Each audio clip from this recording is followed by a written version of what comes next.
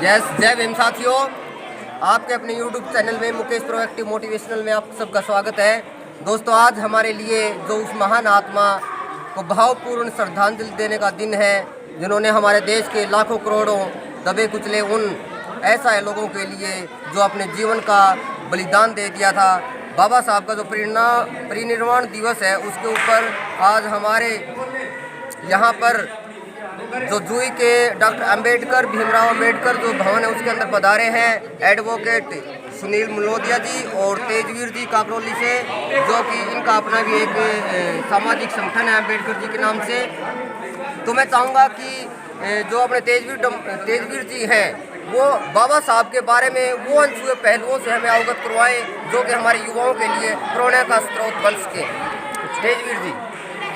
तेजवीर जी, मतलब आप बताइए कि अब तक आपने इतना सामाजिक वर्क करते हुए एक हमारे देश की जो संविधान निर्माता है उनकी ऐसी कौन सी वो खूबी थी कि जिसके द्वारा उनको वो संविधान निर्माता कहा जाने लगा, और इतने देश में नेता होते हुए उस आज़ादी के दौरान भी तो एक बाबा साहब को क्यों चुना गया कि वहीं उस संविधान का निर्माण करें? सबसे पहले विश्व रत्न बाबा साहब डॉक्टर बी.आर. अम्बेडकर जी के महापरिनिर्वाण दिवस पर भावपूर्ण श्रद्धांजलि अर्पित करते हैं। जैसा मुकेश जी आपने जो प्रश्न किया है कि बाबा साहब ने जो किया, बाबा साहब इस विश्व के सबसे मानवतावादी थे, क्योंकि बाबा साहब ने वो कार्य किया है जो इस विश्व में एक नई और ये कहेंगे आधुनिक युग के प्रवर्तक के रूप में उन्होंने युवाओं को एक दिशा दी है। बाबा साहब डॉक्टर बी.आर. अम्बेडकर जी ने इस देश को वो एक विश्व ग्रंथ रच के दिया, और वो रचते डॉक्टर बी.आर. अम्बेडकर जी ने जब देश के प्रथम राष्ट्रपति डॉक्टर राजेंद्र प्रसाद को जब ये संविधान जो अर्पित किया तो उस वक्त उन्होंने 2 लाइनें कही थी कि ये जो संविधान है इस देश का सबसे अच्छा संविधान साबित होगा अगर इसको चलाने वाले अच्छे होंगे, अगर इस देश को चलाने वाले अच्छे नहीं होंगे तो ये जो संविधान है ये भी अच्छा नहीं होगा। और बाबा साहब ने सबसे ज़्यादा जो अपना जो वो शिक्षा के ऊपर उन्होंने कहा है कि शिक्षा वो शेरनी का दूध है, जो पिएगा वो दहाड़े बिना नहीं रह सकता। और जैसे आज इस अम्बेडकर भवन के उद्घाटन के तौर पर जो भिवानी मंदरगढ़ के सांसद ने कहा कि जो ये बाबा साहब है वो एक सीमित जो है एक जाति का रैकेट बन गया। नहीं, ऐसा नहीं है, क्योंकि बाबा साहब की कहीं ना कहीं अनदेखी की गई तब जाके, क्योंकि बाबा साहब को 1990 में जाके विश्व रत्न जो भारत रत्न दिया गया था। और आज ऐसा समय आ गया है कि हर पार्टी के जो झंडे में बाबा साहब की उनकी मजबूरी बन गई है बाबा साहब का फोटो लगाना।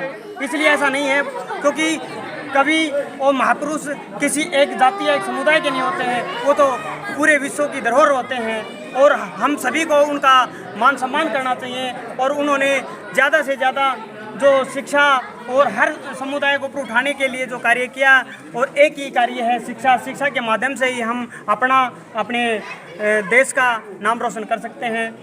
जय भीम। तेजवीर जी, मैं आपसे एक बात और पूछना चाहूँगा कि आपको इतना समय हुआ सामाजिक सेवा करते हुए, तो आप युवाओं को इस दिन के ऊपर क्या मतलब मैसेज देना चाहेंगे कि जिससे जो भी समाज के युवा हैं वो देश की तरक्की में अपना योगदान दे सके और अपने हिंदुस्तान का जो भविष्य है वो एक अच्छे तरीके से हम एक बार फिर विश्व गुरु के पद पर आसीन हो सकें, उस बारे में आप युवाओं को क्या मैसेज देना चाहेंगे? देखो, बाबा साहब ने अपील की थी कि जब वो विदेशों में भेजा गया तो उन्होंने कहा कि मेरे साथ भी युवाओं को भेजा जाए।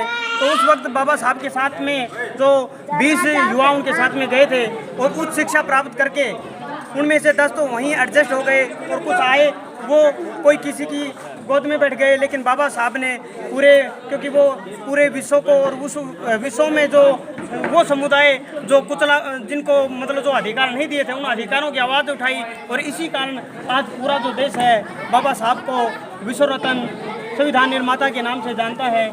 और इसलिए युवाओं को ये जो रोजगार जो शिक्षित हो गए हैं उनको भी ये देखना चाहिए, क्योंकि बाबा साहब ने कहा था मुझे जो धोखा दिया है वो पढ़े लिखे लोगों ने दिया है, यानी कि समृद्ध जो देश है, जो देश के जो युवा है उन्होंने धोखा दिया है। अगर जो रोजगार सिर हो गए हैं उन्होंने ज़्यादा से ज़्यादा जो अपने जो समुदाय या जो किसी भी जो उनको ऊपर उठाने का प्रयास करना चाहिए, वो माध्यम सिर्फ एक ही है शिक्षा।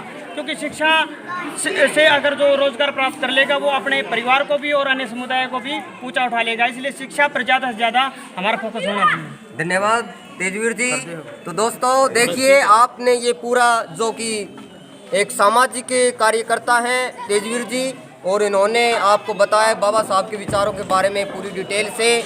तो ये आपका अपना न्यूज़ चैनल है और मैं चाहता हूं कि इसी तरीके से आपको बाबा साहब के विचार हैं वो आगे मिलते रहें। तो आप अपने चैनल को लाइक करें, सब्सक्राइब करें और कमेंट करते रहें, जिससे हम आने वाले समय में हमारे देश के जितने भी महान सपूत हुए हैं उनके बारे में हम आपको उनसे संबंधित जितनी भी अच्छी शिक्षाएँ हैं वो आप सबको मिलती रहे और उनसे आज का युवा प्रेरणा लेकर आगे बढ़ता रहे।